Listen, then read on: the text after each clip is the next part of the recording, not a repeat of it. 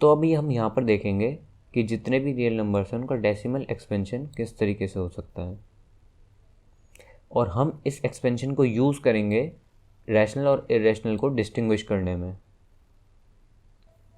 सो let us take 3 examples, 10/3, 7/10, 1/7। So अब हम इनके डिवाइड करते हैं नॉर्मली जिस तरीके से करते हैं, और इनके रिमाइंडर्स पर हम ध्यान देते हैं। तो ये एक एग्जांपल मैं आपको इसे समझा रहा हूँ, नेक्स्ट वीडियो जो होगी क्वेश्चंस वाली उसमें मैं इसे सॉल्व कर भी दिखाऊंगा। तो यहाँ पे मैंने 10 लिखा, 3 लिखा, इस तरीके से बेसिक किया। 3 3 जा 9, 1 रिमाइंडर बचा, पॉइंट लगाया, 0 एक्सटेंड किया, फिर से 3 3 जा 9। अब ध्यान दोगे अगर आप यहाँ पर ध्यान दोगे तो आप देखोगे कि जो 10 था वो यहाँ पर रिपीट कर गया, यानी कि जब आपने पॉइंट लगाकर 0 एक्सटेंड किया तो रिपीट हो गया। तो फिर 3 3 जा 9 करा, फिर 1 रिमाइंडर आया, फिर 0 लगाई आपने, फिर 10 रिपीट कर गया। इसी तरीके से आप देखोगे जो रिमाइंडर है वो यहाँ पर इस केस में रिपीट करता जा रहा है, और आंसर क्या आएगा, 3.333333 आता जाएगा। अब हम क्या करते हैं, 7/8 करते हैं। तो हमने क्या किया, एक 0 पॉइंट लगाया, यहाँ पे एक 0 एक्सटेंड किया, 8 8 जा 64, जो आंसर में रिमाइंडर आया वो आया 6। फिर हमने क्या किया, 8 7 जा 56, तो रिमाइंडर आया 4, 0 एक्सटेंड किया, 8 5 जा 40, रिमाइंडर आ गया 0। तो यहाँ पर रिमाइंडर हमारा ना ही रिपीट कर रहा है बल्कि 0 आ गया। तो यहाँ पर हम एक फिक्स्ड सॉल्यूशन पर पहुँच गए हैं, बट यहाँ पर फिक्स्ड नहीं है, वो इन्फाइनाइटली बढ़ता ही जा रहा है। अब एक नेक्स्ट एग्जांपल देख लेते हैं। 1/7। तो यहाँ पर पॉइंट लगाया, 0 एक्सटेंड किया, 7 1 7, 3 आया, 0 एक्सटेंड किया, 7 4 28। तो यहाँ पर जब आप करोगे तो ध्यान दोगे 3 2 6 4 1 5 1। तो यहाँ पर जब 1 आ गया तो इसके बाद रिमाइंडर हमारा रिपीट करने लगा, अगर हमारा डिविजर 7 है यहाँ पे। सो हमने क्या नोटिस किया कि या तो रिमाइंडर 0 बन जाते हैं किसी एक सर्टेन स्टेज के बाद, या फिर अपने आप को रिपीट करना शुरू कर देते हैं। जो सबसे इम्पॉर्टेंट पॉइंट है वो ये है कि जितनी भी नंबर ऑफ़ एंट्रीज हैं in the repeating string of remainder वो छोटा है डिवाइज़र से। यानी कि अगर मेरा डिवाइज़र 3 है तो जो 10/3 को हमने किया तो जो रिपीटेड वाली फ्रीक्वेंसी थी वो थी 1, यानी कि 1 नंबर रिपीट्स इटसेल्फ। और जब हमने किया 1/7 तो there are 6 entries in the repeating string, यानी कि देखोगे तो 3 2 6 4 5 1, ये 6 है, 7 से छोटा है। तो यही बात यहाँ पर बताई गई है कि जो भी रिमाइंडर आ रहे हैं उनमें जो रिपीट हो रहे हैं तो वो हमेशा छोटा होगा डिवाइज़र से। और तीसरी महत्वपूर्ण बात यहाँ पे ये है कि if the remainder repeat then we get a repeating block of digits in the question, यानी कि आपको मिला 3 2 6 4 5 1। अब आगे क्या होगा, ये रिपीट करना चालू हो जाएगा, यानी कि ये जो यहाँ पर आपने 1 4 2 8 5 7 किया था ये वापस से 1 4 2 8 5 7 1 4 2 8 5 7 1 4 2 8 5 7 आता रहेगा।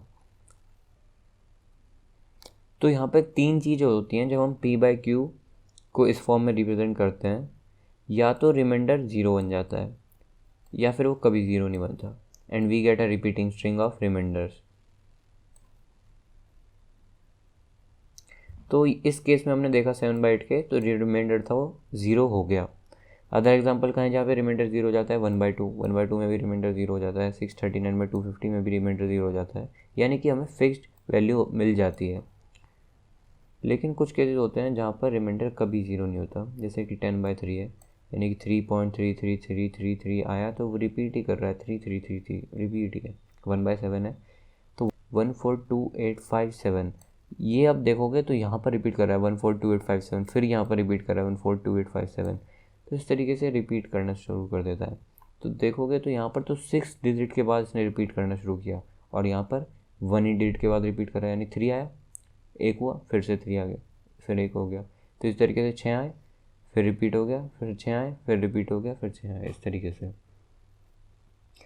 तो अब ऐसा तो है नहीं कि भाई मैं इसे लिख दूँ 3.3333 तो भाई पेज ही भर जाएगा, कॉपी ख़त्म हो जाएगी। तो हम इसे किस तरीके से रिप्रेजेंट करते हैं, तो हम इसे रिप्रेजेंट करते हैं 3.33 बार, इसके ऊपर एक छोटा सा ये बार लगा देते हैं, तो हमें पता चल जाता है कि भाई यहाँ पे ये डिजिट रिपीट कर रही है। तो इसी तरीके से सिमिलरली अब हमारे पास 142857 था रिपीटिंग डिजिट, तो 1/7 को किस तरीके से लिखेंगे, 0.142857, इसके ऊपर बार लगा दिया, यानी कि रिपीट कर रहे हैं यहाँ से, तो हम समझ जाएंगे कि भाई ये बार लगाए तो ये डिजिट रिपीट हो रही है। फिर the bar of the digit indicates the block of digit that repeats. So also 3.57272 can be written as 3.572। अब यहाँ पे ध्यान दो आप कि यहाँ पर 5 तो है, ठीक है, अब यहाँ पर 7 आया, 2 आया, फिर 7 2, इस तरीके से बढ़ रहा है, तो यानी बस 7 2 ही रिपीट हो रहा है, तो इसलिए हमने 7 2 के ऊपर ही बार लगाया। So all these example give us non terminating recurring decimal expansion, यानी कि एक हमारे पास नई क्लासिफिकेशन आ गई जिसमें हम इसे किस में क्लासीफाई कर रहे हैं, नॉन टर्मिनेटिंग रिकरिंग। रिकरिंग मतलब रिपीटिंग डेसिमल एक्सपेंशन, यानी कि यहाँ पे जो डेसिमल एक्सपेंशन है वो रिपीट कर रहा है। तो हमने यहाँ पे देख सकते हैं कि जो डेसिमल एक्सपेंशन होता है रैशनल नंबर्स का, उसके पास बस दो चॉइसेस होती हैं, या तो वो टर्मिनेटिंग हो या फिर नॉन टर्मिनेटिंग रिकरिंग हो। तो अब हमने ये जब नंबर्स देखे नॉन टर्मिनेटिंग और टर्मिनेटिंग, तो क्या वो रैशनल नंबर्स हो सकते हैं? तो द आंसर क्या है, यस है, सिंपल है कि ये रैशनल नंबर्स होते हैं, क्योंकि हम इन्हें नंबर लाइन पर रिप्रेजेंट कर पा रहे हैं। जैसे 1.27 बार है, 3.14268 आ गया, तो ये नंबर लाइन पर रिप्रेजेंट कर रहे हैं, इसलिए रैशनल नंबर्स हैं। हम इसे प्रूफ नहीं करेंगे बट इसे इलस्ट्रेट करेंगे एग्जांपल्स के थ्रू। जैसे कि मेरे पास ये वाला है 3.142678, तो मैं इसे क्या लिख सकता हूँ, मैं इसे p/q की फॉर्म में ये लिख सकता हूँ आराम से। तो ये क्या हो गया, simple p/q where q is not equal to 0, तो ये रैशनल नंबर हो गया, नंबर लाइन पर रिप्रेजेंट कर सकते हैं। अब मेरे पास एग्जांपल है 0.3 बार, तो मैं इसे p/q में कैसे करूँगा सर? आप तो बोलोगे सर ये तो नहीं हो पाएगा, बट ये होता है, इसका एक डिफरेंट वे है। तो यहाँ पर आप क्या लिखो, x को लिखो 0.333, अब इसे 10 से मल्टीप्लाई कर दो, तो इधर 10x हो गया, इधर क्या हो गया 3.333। अब ने क्या किया कि now 3.33 is equal to 3 + x, यानी कि x हमारे पास 0.333 था, तो इसमें अगर हम 3 कर देंगे ऐड तो ये आ जाएगा। तो क्या लिख सकते हैं, 10x इक्वल टू 3 + x, यानी x equal to 9x equal to 3, यानी x इक्वल टू 1/3। तो इस तरीके से हम इसे सॉल्व कर सकते हैं। अभी आपको हो सकता है ओरली इतना ना समझ में आया हो, बट नेक्स्ट वीडियो में जितने भी एग्जांपल्स हैं, जितनी भी एक्सरसाइज हैं, मैं सब आपको सॉल्व कर दिखाऊंगा। अभी के लिए एग्जांपल्स स्किप कर देते हैं।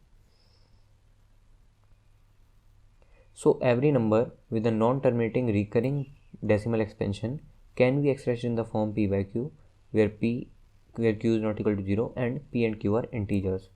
सो हम समराइज कर लेते हैं जल्दी से जो भी हमारे रिजल्ट आए हैं। The decimal expansion of a real number is either terminating or non-terminating recurring. Moreover, a number whose decimal expansion is terminating or non-terminating recurring is rational. तो अभी हमने देखा डेसिमल एक्सपेंशन रैशनल नंबर के, तो अभी हम देखेंगे कि इरेशनल नंबर का डेसिमल एक्सपेंशन कैसा होता है। सो इरेशनल नंबर वाले केस में the decimal expansion of an irrational number is non terminating non recurring. Moreover, a number whose decimal expansion is non-terminating non-recurring is irrational. तो अगर मैं रिकॉल करूँ एस को, लेट से मेरे पास है 0.10 110 1110 इस तरीके से, तो ये रिपीट भी नहीं कर रहा है और बढ़ता ही जा रहा है, तो इस नंबर का क्या करना है? तो ये इरेशनल होता है। अब जैसे पाई है, पाई की वैल्यू है 3.14 159 2653 5897 इस तरीके से पाई की वैल्यू है। तो ये क्या कर रही है, ना तो रिपीट कर रही है ना एंड कर रही है, तो ये बढ़ती जा रही है। तो ऐसे नंबर्स को हम इरेशनल नंबर्स कहते हैं। इसी तरीके से √2 हो गया 1.14, तो बढ़ता ही जा रहा है, ख़त्म नहीं हो रहा। Note that we often take 22/7 as an approximate value for pi, but pi is never equal to 22/7। जब भी आप पाई की वैल्यू 22/7 लेते हैं वो एक अप्रॉक्सीमेट वैल्यू है, इसके आसपास, बट पाई की वैल्यू कभी भी 22/7 नहीं होती। आप यहाँ से देखकर अंदाज़ा लगा सकते हैं। सुबह ये अभी हम जो बात कर रहे हैं बहुत ही इंटरेस्टिंग चीज़ है वो, कि हमने √2 तो चलिए उससे पता लगा लिया कि हमारे पास 1 था, हमने एक परपेंडिकुलर ड्रॉ किया 1 यूनिट का और उन लाइन को ज्वाइन कर दिया, हमारे पास √2 आ गया। बट वैदिक मैथमेटिक्स में सुलभ सूत्र बोलते हैं, रूल्स ऑफ गॉड, एक वहाँ पे एक मेथड गिवन है अप्रॉक्सीमेट वैल्यू निकालने का √2 की, जो इस प्रकार से हम निकाल सकते हैं। √2 इज इक्वल टू 1 + 1/3 + 1/4 × 1/3 माइनस 1/34 × 1/4 × 1/3। तो इसकी वैल्यू जो आती है वो आती है 1.41422156। अगर हम इसको नोटिस करें तो इसकी जो फर्स्ट 5 डिजिट है वो बिल्कुल सेम है √2 की जो ओरिजिनल वैल्यू है उसके। अब आप सोचते होंगे कि जो पाई की वैल्यू है इतनी बड़ी, ये किस तरीके से आई। तो ये बहुत ही इंटरेस्टिंग टॉपिक है कि पाई की वैल्यू किस तरीके से आई। तो आर्किमिडीज़ बहुत ही बड़े साइंटिस्ट हुए हैं, उन्होंने पाई की वैल्यू फाइंड आउट करने में बहुत महत्वपूर्ण योगदान दिया है, वो हम कभी फिर डिस्कस करेंगे। तो सबसे इंटरेस्टिंग फैक्ट ये है कि pi has been computed to over 1.24 trillion decimal places. ये बहुत बड़ा इंटरेस्टिंग फैक्ट है कि 1.24 ट्रिलियन डेसिमल प्लेसेस तक पाई एंड नहीं हो रहा है,